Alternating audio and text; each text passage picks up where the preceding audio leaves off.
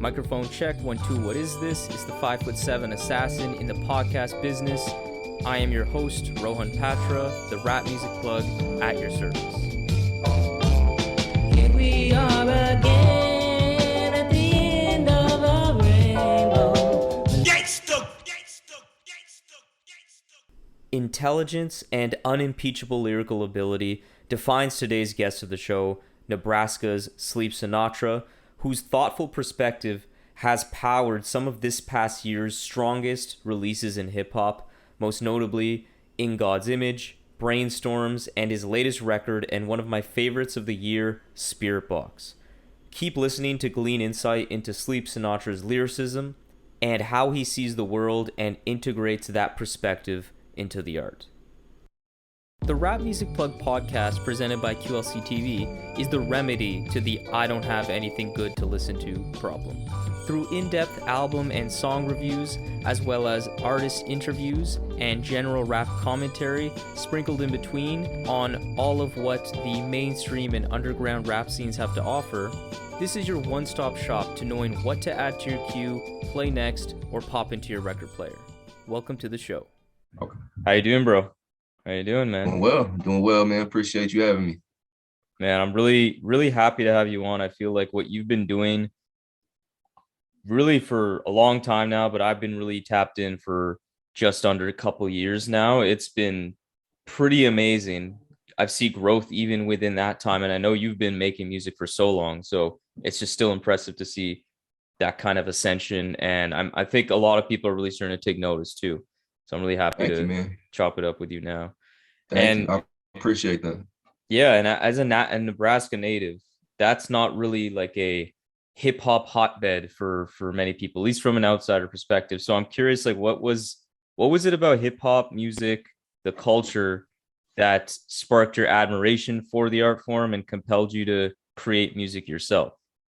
Yeah, that's a good point, man. I think there might have been one hip hop group in the 90s from Omaha that might have put out like a 12-inch promo or something. You know what I'm saying? There's no real legitimacy as far as hip hop legacy goes or history in Nebraska.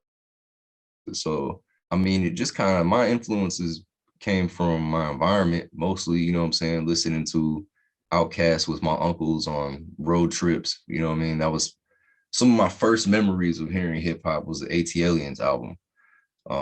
You know what I mean? Just being, I think I was probably like 8, 9 years old, taking road trips, and one of my uncles would play that album from start to finish every time. So that kind of embedded in my subconscious, and the way that Three Stacks was rhyming, man, even as a little kid, I was like, how did he do that shit? You know what I'm saying? Like, I was just enthralled with it. And as I got a little bit older, I remember, just got Scratch magazine pretty heavily. The old double XLs, you know what I'm saying? Because there's not a lot of, like I said, there's not like hip hop shows or MCs that I knew of coming up in my area. So this was my only way to absorb the culture. At least initially. As I got a little bit older, that changed. But cats like Big L, Big Pun, as I geeked out and got a little bit older and started to do the knowledge on hip hop a little bit more, then it became like Jedi Mind Tricks, Doom, Woo, and all the affiliates, the Killer Bees, you know what I'm saying? Those are some of my earliest influences musically. Mm-hmm. Consider myself pretty literate, you know what I mean? My people had me reading at a young age. I was reading the Iliad in like elementary school. Yeah. That's an elementary. I mean, that's a tough book. I don't even remember anything about it. I mean, my grandparents that one, to be honest. Yeah. I mean, it's my grandparents were just very well-read people. My grandmother especially, and she played a pivotal part in raising me. So she had me reading, you know what I mean? And I think that kind of trained my mind to be intrigued with words at an early age. So, I sought out music that as far as hip hop, I was always captivated by stuff that made me rewind, and, liner notes, reading lyrics and things like that played a big part in the reason why I'm an MC now, for sure. Music speaking, my influences now are all over the place, Yeah. I think, yeah, that's what's great about hip hop, because it's not only word heavy in a way that pretty much any other music is. It's so much more just like content of words, but also just the way words get bent, get placed is like a whole other degree. That's when you get into flow, cadence, and things like that. And when you talk about three stacks, that's like prime example. I Yeah, actually like I feel like you only really know how difficult or easy a flow is to catch until you have to rap it a cappella without any backtrack. Like I really like karaoke, and I often sure. do like rap songs or stuff too. And I was with the group and I was like, oh, let me do like Miss Jackson, classic song. And I thought I knew like every word, and then I started to try to do it. I'm like, yo, I was couldn't even start the song. I was like, this flow is not normal. And it's for both of them. Big Boy especially has that weird Man, staccato shit. Like I was just like, I can't, I don't know how you made this because it doesn't follow like a rhythm that's normal or not alien. they It's just they crazy. created a rhythm inside a rhythm, man. That and it's crazy you bring that song up specifically. That song was like one of the first hip hop songs that I memorized because of that. You know what I'm saying? Mm-hmm. I was mind blown when I first heard that. And then as I listened to that song thousands and thousands of times as a youth, formative.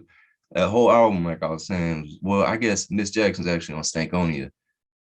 I'm pretty sure. Yeah, Yeah, it I'm was gonna on have to. Stankonia. Yeah, yeah, that album too low.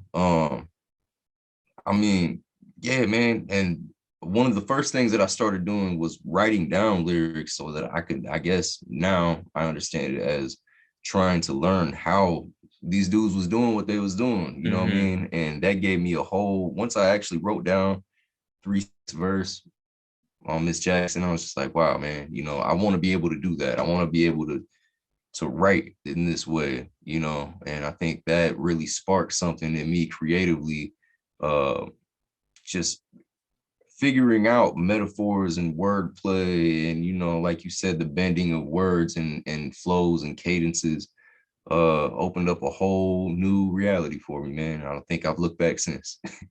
Yeah, there's artists like even more like mainstream, very mainstream artists that aren't always given their flowers, I find, at least as lyricists, but like people like Wayne, um, even people like Kanye. I remember like because those two artists were probably the biggest artists when I really started to be a fan of music. Like that's like grade when I'm like 10 to 13. So these like when I'm a real kid.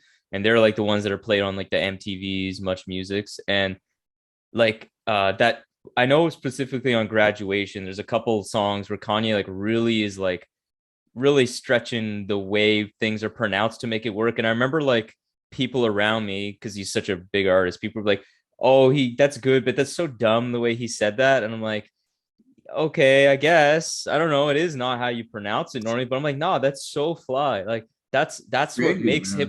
hip hop. You can just change shit and it like fucking sounds great. And yeah, no, I love it. I love it. And particularly with you, like there's this genre now has like probably a million artists. I don't know, but at least hundreds of thousands, I'm sure. Yeah, So being definitely. unique is hard in today's day and age. And the reason I found you to be so like like whenever I first heard you, you really stood out was because you have this like very particular methodical flow that I've really not heard before, along with like the content of your bars, like being very thoughtful.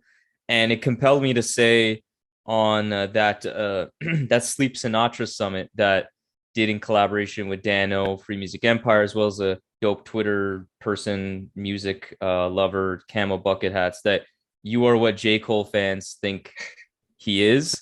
And that was a bit in tongue in cheek, but I meant it in a way that was serious because I feel like you kind of speak that like thoughtful perspective in a way that can appeal to like the common man. And that's something that I think we'll get into a little later, but I find there's a real need for people to speak about the content and the topics you do, but in a way that isn't like not antagonistic because it's like I understand there's anger and there's hurt and that shouldn't be buried like or inauthentically, but there's a way where people talk I find a lot without any understanding or empathy about how someone was raised, and it's like I just don't get like why people think this would be a helpful way to talk about something. It's like, yeah, this guy's not gonna listen, they're going to be upset and hurt. So just curious, like where in the early stages of developing your artistry, your sound, like could you describe the ideal image that you've been like aspiring to be? Hmm. That's an interesting question. I don't think anybody's ever asked me that before. I don't think so. Initially, it was never like I want to be this type of MC, and this is what the gimmick or like the facade, like because some MCs, not to say that. Well, no, I'm gonna keep it true. Some people have gimmicks in this, you know what I'm saying? So Oh like, yeah, oh yeah, yeah. That's yeah. there's like some people choose this like fabricated made image that they want to be like a character that they create in hip hop. You know what I'm saying? I just wanted to be the nicest, like I'm intrigued wordplay. I'm a fan first, you know what I mean? I'm a fan of the art form first. So like I would be doing this even if nobody was listening to me.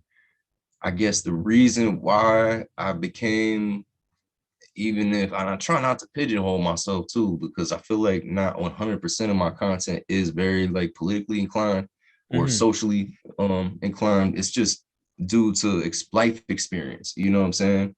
It started to lean towards that, or I guess my content started to take on more of those topics as I progressed through life and had certain experiences, whether that's my experiences as an adolescent in the judicial system, or I've also encountered my share of racial profiling. You know what I'm saying? There's certain, I mean, that's a whole other thing. You know what I mean? I could go on a dissertation about that, but that is the reason why my music started to take on more socially conscious content, is just due to life experience, as opposed to saying like I want a common archetype in hip hop, you know what I'm saying? Or like Right. there's like a Yeah. pre-made direction. It just progresses how it progresses, man. And I'm still changing as an artist too, you know what I'm saying? Like, and we can get into more of that later on, but I have music coming out on like industrial type production, you know what I'm saying? Oh Stuff that shit. people haven't really heard me on, just Yo, that's different interesting. stuff, Damn. man. Okay. No, I'm excited for Yeah, that. yeah, that's the first time I think I've mentioned that to anybody, but yeah, just evolving, man. So that's why the sound is changing as it is.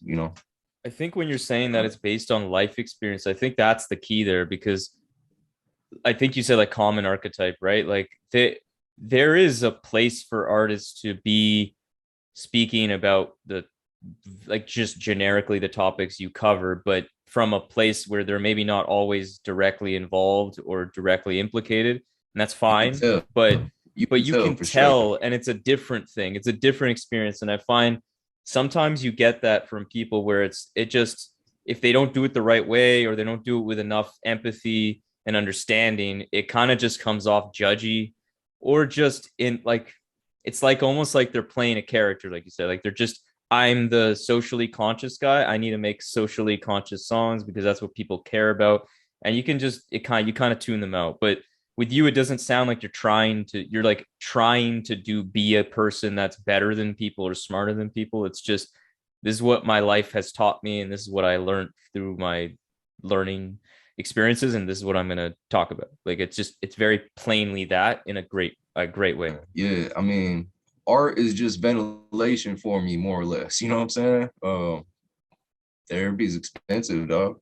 You feel me? So it's like It's fucking expensive. this is the way that I'm able to articulate myself um productively and positively, as opposed and like I said, vent, so that it's more or less just a lot of stream of consciousness. Even if it's directed, these are all just a compilation of experiences, memories, current thoughts, current events, something that my kids did, something, the way that the sky looked last evening, and it culminates in. Yeah, so you're obviously not only just a skilled rapper, but you're also a skilled producer, and you just dropped a recent instrumental tape that's dope, Ernie tape. How has your production work helped you as a rapper and vice versa? Like, how has rapping helped you as a producer, and like how has that all kind of like worked together to improve as a whole?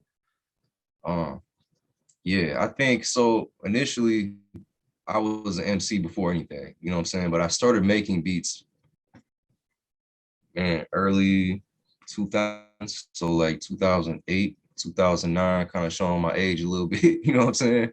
Uh, that's when so I was formerly in a hip hop group with another MC, and we had got a SP404 by some somewhat nefarious means, and started making beats, just experimenting, not having any idea what we were doing. That was my first real introduction into production, and didn't really mess with or entertain the thought of making beats again until quarantine. So 2020, early 2019, probably like winter 2019, 2020, just due to being quarantined, you know what I'm saying? Just trying to think Okay, of different ways interesting. to. I was looking back, it looked like that was the time, but I was like, maybe I'm missing something because Yeah, man. when I first, because yeah, I think it was actually that, I hope this is how you say his name because I've never spoken to him in person yet, but Joaquin Fox.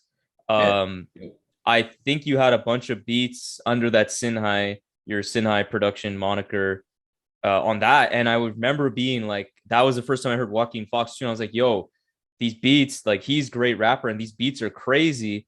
And I was like, who's Sinai? Like I'm every time I was like, yo, that's my favorite beat. I'm like, who is this guy? And he's like, yo, it's Sleep Sinatra. I'm like, what the fuck? like I didn't Yeah. even understand. I was like, this sounded so refined. Like you had clearly made beats for a while. Thank you. But yeah, it makes sense that it just came out around quarantine time because yeah, that's amazing. So, and then to kind of, come back around to your question, I think being an MC helps me be a good producer because I understand the pockets that I would want in my production, and I understand, the sounds too, what sound. I just try to make what I like, you know what I'm saying?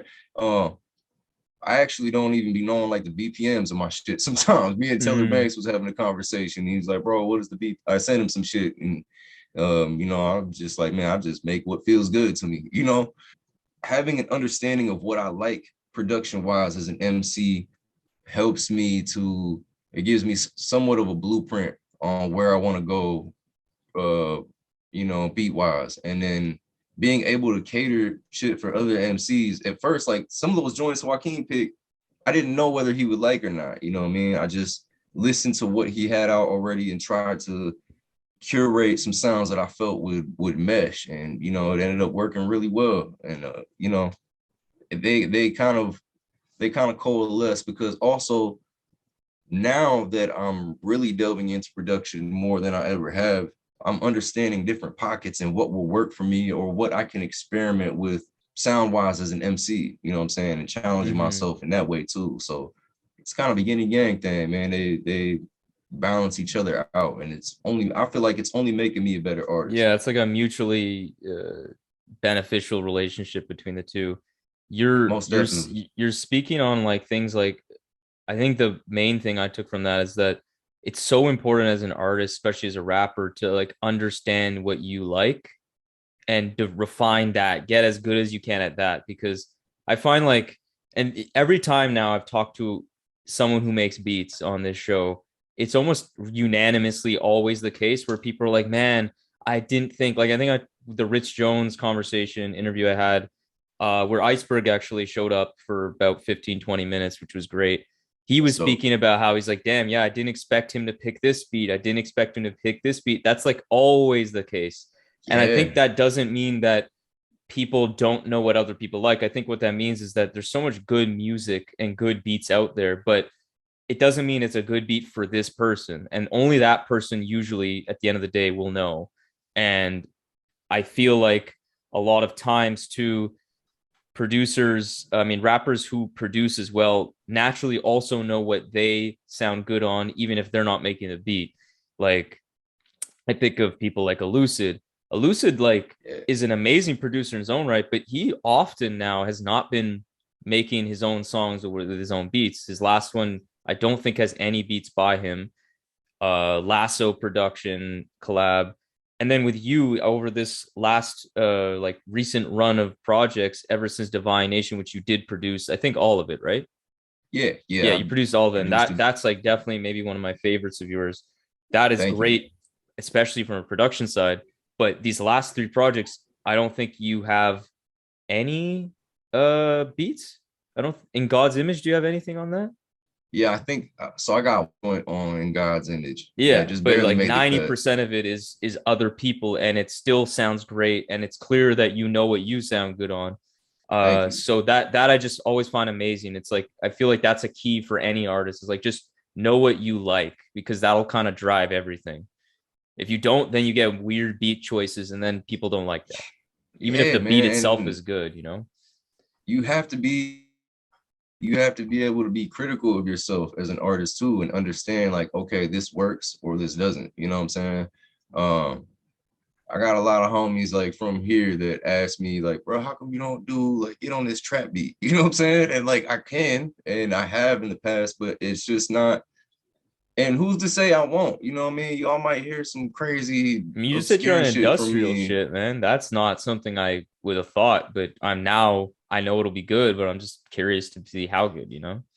Double That's time patterns and all that, man. It's gonna be something interesting. oh Definitely shit. something that I'm not that y'all don't hear from me. You know what I mean? But it's just like, you have to actually, like I said, be critical of yourself as an artist and understand what works for you and what doesn't. Otherwise, like you said, you get great MCs with terrible beat selection, which is Mm-hmm. that's always a bad situation. You know what I'm saying? Cats like that, I be wanting to help curate, you know, but everybody has their own direction, and sometimes ego plays a big part in this too. You can't necessarily be like, dog, you would sound better like this. Not everybody's gonna take it that way. So, That's why those um, artists like West Side Gun actually, like, people don't get how impressive it is what they do, not only from a musical taste kind of angle, which he obviously has, but also from the ability to exude influence over people that also have egos, and let them be like, nah, this is good for you, and let them and actually communicate that in a way that doesn't offend them, and actually they listen. That's there's a reason why he's that, like, he used that curation thing, and he's made it like more like accepted, and people don't think it's like man, a non-job. It is like, it's not super easy to important. get people that are sensitive about their art, like everybody is. It's like, no, I know better. He's like, no, actually try this, and he's often right, as we've seen. um I feel like that takes a lot of knowledge too, and like understanding of cultural nuance, and you know what I'm saying. Yeah, I mean the amount of like research into cultural nuance and artistic aesthetic things of that nature. It's being able to curate for other artists or your collective, whatever the case, you know what I mean, and have a bigger picture type of perspective. That's yeah, Gunn is definitely a master at doing that for sure. yeah, 100%. So now I want to dive into the recent prolific string of releases that you've had since late 2021 until now. But what preceded this run is what I want to first start with, because it was definitely a very difficult time for you. The release of In God's Image in December 2021 was on the heels of a challenging period of time where you dealt with some legal trouble. So if you're comfortable, could you open up about what that time taught you and how that has impacted the music you've created since? Yeah, yeah, no, it's cool. We can talk about it, man. I mean, so as far as learning anything, I definitely anytime that you are dealing with incarceration, you definitely, I mean, introspection goes hand in hand with that. You know what I'm saying? So you always learn something about yourself being incarcerated. And unfortunately, that was my first rodeo. With that situation, it was just a means for me, more or less, to get the system off my back. I had been dealing with, was actually on like, legal papers for a prior situation. Had caught a DUI after a show, you know what I'm saying? Mm, So that's what had started a snowball effect of events. And eventually, you know what I'm saying, I just came to the reason that I just wanted to go ahead, sit down and get it off, get it off my chest instead of having these people constantly messing with me. So not that I advocate or recommend incarceration. That's not any place anybody wants to be.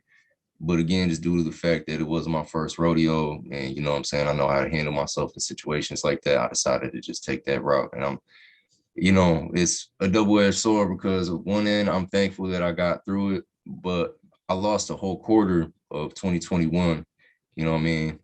Which I guess to come back to your question, that really put a battery in my back when I got out, you know what I'm saying? I didn't really write too much in there because, mind you, I was incarcerated during the height of COVID too, so it was like Mm, a whole other thing. 32-hour lockdowns, you know what I'm saying? That was a different environment for sure. But I really wasn't in the mindset to write in there. I was more or less just trying to survive. You feel yeah, me? So, makes sense. but at the same time, knowing that like, okay, when I get out, it's pedal to the metal. You know what I'm saying? My foot's on the gas, and I kind of I just stored everything that I wanted to speak on mentally until I felt like I was in a good place. And even after I got released for a little while, I was just more focused on being present, you know what I'm saying, catching up with my family and whatnot, but still kind of storing all these ideas. And God's Image got made pretty quickly. Um, I had a few of those songs prior to incarceration that was, you know, the skeletons to that album, and I didn't really know what direction I wanted to take it. But after I got out, yeah, that album really was me getting loose creatively so that I could go on this run. Yeah, it felt It's very freeing. Like I was curious. That one, obviously, after all that happened, I was interested to hear where you would take the first record after all of that.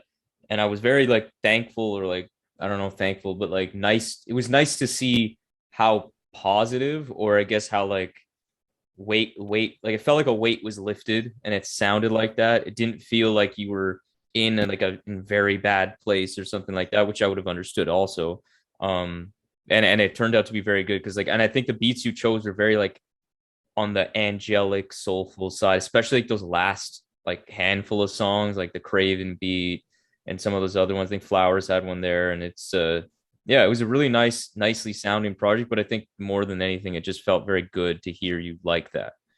Um, Man, I felt like you yeah, learned, yeah, I appreciate that. That was definitely the intention with that one. It was you know, yeah, I kind of wanted to do something a little bit lighter sounding, more soulful. hmm And you know, what's funny is so like Routes with August Fanon was made during you know, some pretty tumultuous times for me within the legal system and just everything that was going on within my personal life. That and then the transition into God's Image is being released from all of that. And you know what I'm saying? That's probably why it does sound like that on a subconscious level, because that's just where I was at, yeah, energetically speaking. You know what I'm saying? yeah, exactly. And on that topic of routes, that was the first project I think I heard of you. That's with Fanon, great project. And a common theme in that one that has definitely been like common generally for you is that of like, I like the way you talk about consequences and just decisions leading to consequences, and you speak about it in a very plain way that I think doesn't glorify, doesn't judge. It just kind of speaks about it very like, this is reality. And the way you articulate your thoughts here, I find like it's very honorable, and um I Thank you. imagine resonates strongly with many people who listen to it, especially people who grew up and with any similar kind of like upbringing that you did. And I think more than anything, what I like is that you humanize people, a type of person in today's society, a whole segment of people that are very marginalized and forgotten, and you actually give them understanding and empathy. Like you don't paint them. It's not ruthlessly academic, inaccessible, which is something we talked about a bit earlier, where it's not like you are speaking like as an outsider, speaking as if you know better. You're just saying, speaking very truthfully but very honestly, and with empathy. I think that's above all. It's not too much in any direction. So, what do you hope your music that touches on these topics does to the listener? Like, what is the impact or the feeling that you hope is communicated? Yeah, man. So I mean, I only speak about what I know and what I've experienced, you know what I'm saying, or things that I've seen myself. Relativity is important to me. I want to speak for those. I say it a lot in my music too, speak for the unspoken, you know what I'm saying? And I think that ties into there's also certain references that I use that only people I grew up with, or you know what I mean, certain situations that we've been in here and be like, oh damn, like he's talking about our life, you know what I mean? Resonate with that kid that is off the porch, you know what I mean, experiencing some of the things that I experienced growing up. And hopefully that provides some type of catharsis, or you know what I'm saying, just letting people know that we all are experiencing similar things, no matter where we're at. Also, I think another goal is getting people to understand too that Nebraska is much more than just cornfields. You know what I'm saying? Opening up my world, my experience as a Nebraskan that's, you know, a biracial Black and Hispanic man growing up in a red state. Yeah. And, like I feel that often with these kinds of topics and music and just generally, I feel like there's a lot of people that I find mean well, but they talk about people like on one end, they like want to, uplift them and help them, the government to give certain resources or like so us to like support certain kinds of folks, but then we refuse to meet them in the middle. And we like kind of like on the same hand contradict it and like shame them for having, let's say, like outdated beliefs or views. And I find like the way you speak on this is really necessary because I feel like that's a missing piece. Like on like I consider myself quite left wing.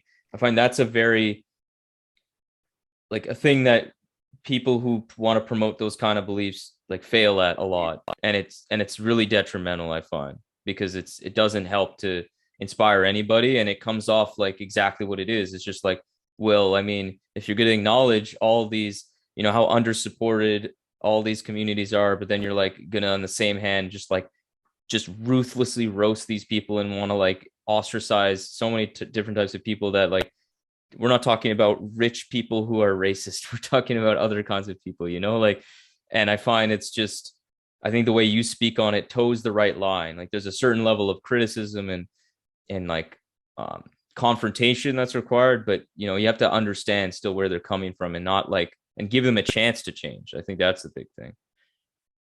Well, I think, an important factor is that you can't articulately speak on something unless you lived it and experienced it and been in the environment. You know what I'm saying? So it comes off as condescending if you were to do it without having lived it. You know what I mean? And there's a lot of people that do that. And like I said earlier, you can always test that lived it, ones that are just like, want to have an analysis on it. Yeah, I just think it's important for underprivileged people or oppressed peoples to have proper representation. And the only way that you're going to have that proper representation is to have someone that is of the people, of the culture, of the environment, speaking that, you know what I mean? Mm-hmm. Those are the life documentarians. And I guess that's what I feel like my role is. Yeah, no, I love how you said that. Like another common theme that's super prevalent is you being a father and fatherhood and kind of that all of the life lessons that naturally would come from that experience. What do you feel being a father has done for you as a rapper, but also like generally how you see the world? Man, this makes me a better human in general. I can hear my kids running around upstairs right now. Being a parent, becoming a parent completely changes your perspective because you have forces you to put yourself in other people's shoes. So that in the way that I perceive the world, because my music is a translation of my perception. So like I think now I want to get into these last two most recent records. So if we start with BRAINSTORMZ, what was the creation process with, and I don't know how to pronounce the producer's name. I it's King. Is it like Kami? Shout out my homie Kami. It's a lie. Yeah. How was the creation with them and creating the record? How'd that come about? Yeah, so me and Talaj first linked, I want to say like 2016. It was one of my early releases he had a beat on. Might have had a couple beats on that actually. It's been probably BRAINSTORMZ was maybe a year or two process, I would say, of picking out different beats. And then, like I said, we had made so many songs, just shaving off records and deciding what was going to make the cut, what would go on what project. Some of the songs we had made for BRAINSTORMZ were already finished when Before the Storm came out. Same with Law. These are just tracks that we were shaving off to culmination piece that became Brainstorms, and then we're working on side for that. You know what I mean? So, Yeah. yeah, it was a long, articulate process, and Com he was giving me a lot of feedback, which I always appreciate as far as work producers. So, we tried to save the best for last as far as Brainstorms went. So, he helped me pick out records and, gave his feedback, and it was really like a collaborative effort. Yeah, it really sounded like that. It sounded like you guys had a nice chemistry throughout from like start to finish. And the other project that you just released, the most recent, with 8 Bizza, titled Spirit Box. That one's probably one of my favorites of yours, period. Thank I've you. always loved Bizza and since I first really got into him last year. And I've always loved his sound. It's like so dirty, funky, got a lot of groove. What stood out to you about his sound and what made you kind of gravitate towards collaborating with him? What stood out? Well, I mean, honestly, Bizza reached out to me to do a song initially for a feature, and understand sonically, and then one song became three. Before you know it, we body of work. Um, Bizza is great at tailoring sounds that work for me sonically. He has that grit, and he's just a master of texture in his production, which I'm a big fan of. That you'll probably hear a lot in my own production is that grit, which I just think speaks to my influences. But yeah, he was masterful with that, and I feel like that's why we work so well together. Yeah, I find this one out of all of the projects I've heard from you is like the most like got the most level of dirt and like groove to it. Like there's some really thick bass lines on this. Like this has a really great low end generally. Like Trauma Porn, Eddie Gordo, like the drums here are just knock. But then there's also some really nice sampling, like that intro with Teller. That's a beautiful vocal sample that's used on I think Different Breed it's called. Um yeah, I really love that. I really love this album generally. I think it's like definitely one of the strongest things you've put out. What was Thank the you. genesis of the title and like the meaning of Spirit Box? Man, so yeah, naming projects is always one of the most challenging things for me. And we had these songs completed. Most of this was completed prior to my incarceration last year, this album. Mm-hmm. So I had a long time to think about it, and I feel like close to the end, maybe one of the very last songs we did, it just kind of came to me. Um, I think mostly in due to the sound, just the general sound and vibe of the album. It's got that dusty, like haunted house type vibe almost. So I think that played a big part in why it became the Spirit Box. No, yeah, I love that dusty haunted house vibe. It does have that. That's a great way of putting it. How's your like relationship with Bizza? Like where how'd you guys first kind of was it that feature or was it anything earlier than that? Yeah, actually, it was he just reached out to me, man, on some, just real professional business, a real professional. He's very, I mean, I want to say that he did some initial mixes too. He's very articulate with his art. Um, yeah, man, it's just always been positive energy. He's a very good dude himself, driven. I feel like he definitely deserves more flowers. You know what I'm saying? I know he's done joints with Vic. Um, he's a part of a hip hop show in this area. I don't want to misquote it, so I'm not gonna name it right now. But he's a very active dude, man. So it's just we have a similar work ethic, so I feel like it just it works well. Yeah, no, I agree. I think he's put out like I really like him as a rapper, as Ocho Fono, and as well as a producer. But I think as a producer, he put his best foot forward for this. And I remember speaking to him last year, actually. Like I don't know exactly when, but he was telling me that this was coming out. That's why when it finally dropped, you dropped like the name and the artwork, and it was coming. I'm like, yes, I heard the title like last year, and I was like, damn, I didn't know it was. I thought it may not happen anymore, but really, really excited you guys put it out because this was what I was hoping. It was a good marriage of sound. So let's wrap with this question because I know you've put some tweets out. and I've heard some things outside of that about these future projects that you have coming up, because there's some really cool ones that you have. So can you just shout out some of them and like why people should be excited about them? They Buried Frank, produced by Big Flowers, aka Bloom Cycle. This is his production alias. My most avant-garde, I guess art rap would be the subgenre if you would place it in that type of sounding that I've had to date. Probably be coming out within maybe the next month or two. After that, I've got Shadow Self. The album's called Shadow Self, fully produced by the legend Oblid. And that's one I'm real excited about. I'm feeling probably fall album, man. That's the legend, man. Very excited for people to hear that album with Oblid. Shadow Self probably be released in the fall.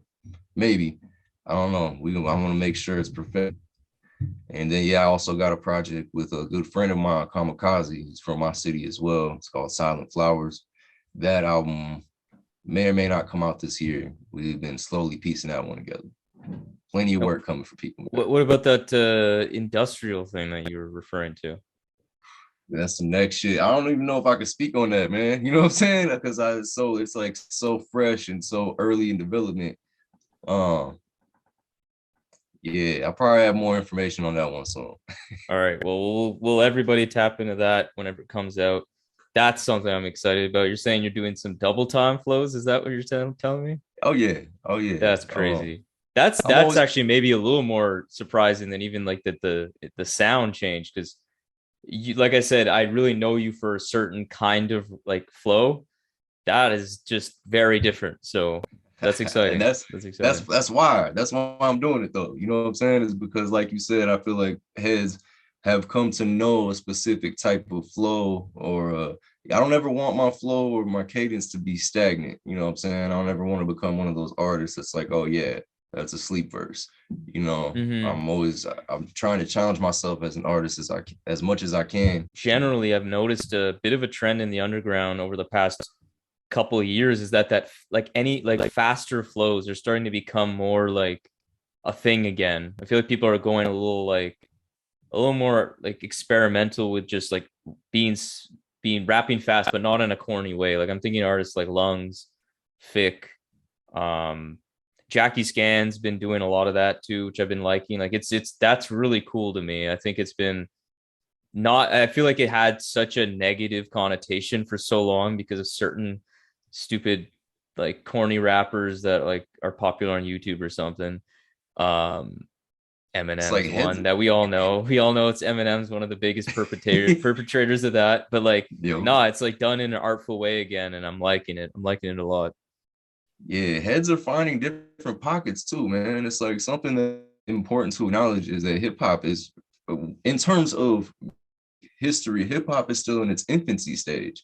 You know what I'm saying? It's only been around a couple decades, man. So there's going to be things, people are going to continue to new ways to evolve this art form. You know, that's what I'm excited for. I'm trying to be on the cutting edge of that. You feel me? Yeah, no, and I'm really excited for that. And thank you again for just coming on to the show. Really happy to giving you this platform to kind of just speak on what you do. I think you're one of the best in the game, but more than that, I just feel like you're a really good dude, and people have like, even like, especially with things that happened last year, I felt the love. It was really nice to see, to be honest. People were really supportive, and that just shows the kind of man that you are. Man, mad love, you know, love was definitely felt. And, you know, I'm just thankful to be here. Thankful that people listen, you know what I'm saying? I appreciate you having me, appreciate your platform. You do great work. You asked a good question. It's definitely a very intricate interview. Appreciate it, man. Despite the technical difficulties, sorry again about that on my end. Yeah, I'll do it in the post. I'll try to edit it out to make it flow. But yeah, thank you again, and have a good day. You as well, bro. Appreciate you, though. Peace. Peace. So there we have it, another episode of the Rap Music Plug podcast presented by QLC TV. I hope this episode gave you some new perspectives and insights into what the greatest art form known to man in hip-hop music has to offer. If you want to support the show in the most meaningful way possible, it would be my absolute honor to have you as a patron in the new Rap Music Plug Podcast Patreon. Through this Patreon, you will be getting exclusive content such as bonus episodes, exclusive album recommendations, exclusive playlists, early access to episodes, and more. And above all, though, you will be able to support the show directly in a way that will not only justify the crazy amount of time I spend on this show already, but allow me to cover some of the expenses related to supporting all of these great artists that we cover on the show through the website, and will allow us to sustain and build on this amazing growth that the RMPP has experienced recently. Big shout out to Dano of Free Music Empire, Levi, Mahima, Jeff, Mitch, Dash Lewis, Pancake Cleaner, Trey, Noah, Justin, Brandon, Joe, Gavin, Matt, Teddy Faley, Jackson, CN, Slumber Logic, Fatman Tomb, and Khalid for your generous support through the Patreon. I really appreciate it. So if you have any questions about any of the Patreon stuff, or just want to keep tabs on the show, interact with me on rap music and all the great stuff that we can talk about, follow me on Twitter and Instagram at rapmusicplugpod, or shoot me an email at qlctv.podcast@gmail.com. You can also rate and review the show on Apple Podcasts and subscribe on YouTube and Spotify as well. But that's enough self-promotion for this episode. I hope you enjoyed it. Peace.